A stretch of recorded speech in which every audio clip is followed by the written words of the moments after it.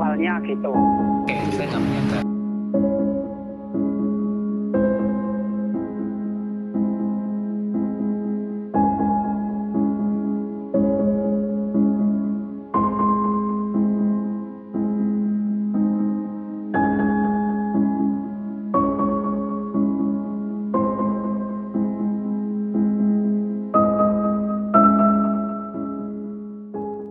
Anak di bawah umur bernama Aisyah yang masih berusia 7 tahun ditemukan meninggal dunia di rumahnya di Dusun Paponan, Desa Bejen, Kecamatan Bejen, Kabupaten Temanggung, Jawa Tengah.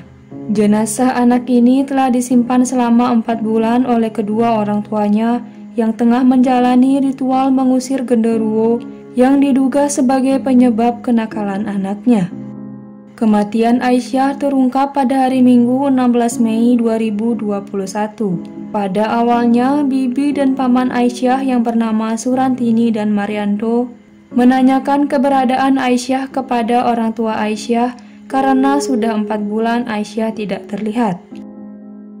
Ayah dan ibu Aisyah yang bernama Marsidi dan Surwatinah spontan mengatakan bahwa Aisyah berada di rumah kakeknya di Dusun Silengkung, Desa Congkrang, Kecamatan Bejen, Kabupaten Temanggung. Setelah dicari ke rumah sang kakek yang bernama Sutarno, sang kakek justru mengatakan bahwa Aisyah tidak ada di rumahnya dan sudah lama tidak main ke rumahnya. Merasa ada yang aneh, mereka pun menyambangi rumah orang tua Aisyah. Saat didesak oleh paman dan bibi Aisyah, ayah Aisyah akhirnya menunjukkan keberadaan Aisyah di dalam kamar rumahnya, namun dalam kondisi tak bernyawa yang tinggal tulang dan kulit yang kering di atas tempat tidur. Aisyah ditemukan dengan posisi terlentang di atas tempat tidur itu. Sontak hal itu mengejutkan kakek, paman, dan bibi Aisyah. Peristiwa itu pun langsung disampaikan ke kepala desa dan ditindaklanjuti dengan laporan polisi. Polsek Bejen dan Piket Koramil pun diketahui langsung menghubungi tim Inafis untuk menjalani olah TKP. Jasad Aisyah pun langsung dibawa ke RSU Temanggung untuk dilakukan autopsi. Sementara itu, orang tua Aisyah dan 2 tetangganya telah dilakukan penahanan dan menjalani pemeriksaan. Bahkan, kedua orang tua Aisyah juga turut serta menjalani pemeriksaan tes kejiwaan. Siapakah kedua tetangga itu? Aisyah yang masih sangat kecil ini disebut sebagai anak yang nakal oleh orang tuanya.